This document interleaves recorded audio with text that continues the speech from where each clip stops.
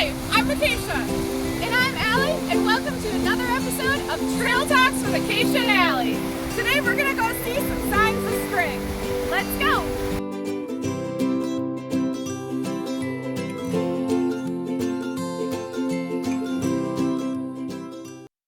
I want to show you something super cool that Allie and I just found. As you can see here, we found a whole place covered in skunk cabbage. Normally we'll find maybe one or two plants in an area, but as you can see here, they're everywhere, which is super cool. Now let's look a little bit closer at the skunk cabbage. These ones have the purple to the reddish, the perennial flowers that you're going to see right here. Those are the first things that come up. Some of these only have the cabbage. And a cool thing about these skunk cabbage, well, there's lots of really cool things, but one of the cool things is that they have a chemical that produces a heat. And this heat allows them to be one of the first wildflowers that are coming up through even the snow. Now you may wonder why we're calling them skunk cabbage, and I'm going to tell you. These skunk cabbage are repellents to humans and other mammals because they smell like a skunk. They smell like rotten meat. So I wouldn't suggest going around smelling them, but they're very cool on that. Now pollinators such as our butterflies and our bees love this smell, which is causing them to go into these flowers, and inside there's all the pollen. Now one other really cool thing about these skunk cabbage is that we don't want to eat them. If we were to eat a couple bites, even just a few, even 2 bites, it's going to cause a swelling and a burning sensation in our mouth and even choking.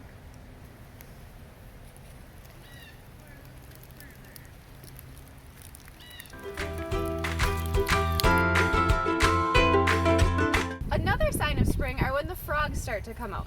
Frogs are tiny amphibians that freeze during the winter and they thaw out as the weather starts to warm up like it is right now. 2 of the most common frogs in Baird Creek are the spring peeper and the western chorus frog. Both of these frogs have very distinguishing calls.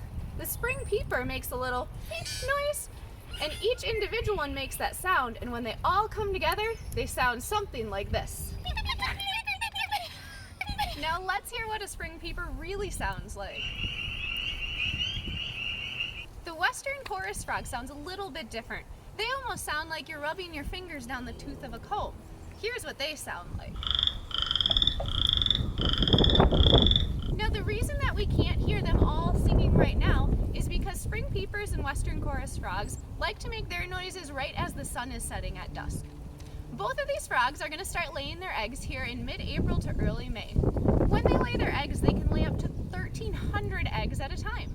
Those eggs are protected in a little jello-like sack, and if you look really closely in the wetlands here, maybe you'll be able to find some.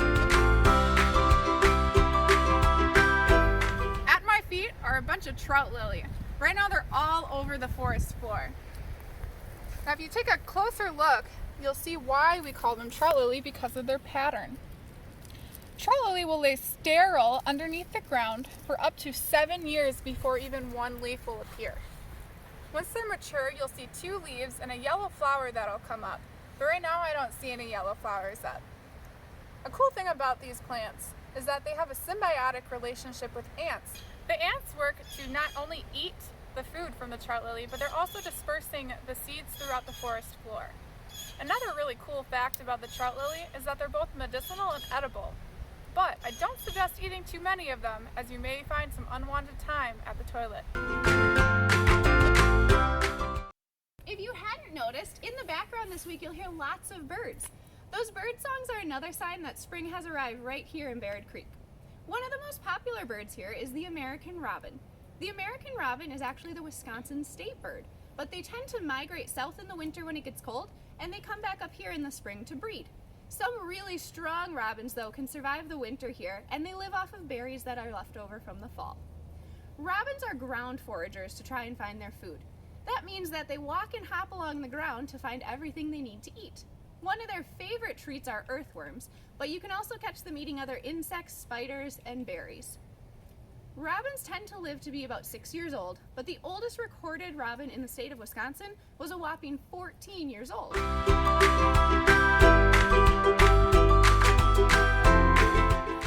Another Another sign of spring that I want to bring your attention to are the Marsh Marigolds. You can see the yellow flowers that are blooming now, and just 1 week ago, we were not seeing blooms yet. They'll bloom anywhere between mid-April through June, and they're a perennial that you can buy actually commercially. A fun fact is that they're poisonous to cattle and horses unless they're dried.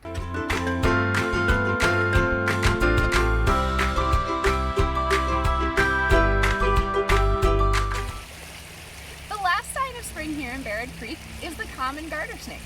The common garter snake is the most common snake species in the state of Wisconsin. They can grow to be 20 to 30 inches long. The female garter snake is almost always bigger than the male counterpart. Garter snakes hibernate in Wisconsin, underground far enough that the frost can't reach them. When they hibernate though, this isn't just a solo activity. Garter snakes hibernate in groups of the hundreds. Garter snakes will eat lots of different things around here. Anything from toads and frogs to salamanders, mice, and even fish. Yep, that means garter snakes can swim through the creek right behind me here. Garter snakes aren't just predators though. They get preyed on by all sorts of animals like raccoons and skunks, and especially birds. Owls and hawks can even spot a garter snake on the ground from 2 miles away. We hope you enjoyed this episode of Trail Talks with Acacia Allie. And we hope you join us again next week. If you have any suggestions, make sure to drop it in the comments below. Bye!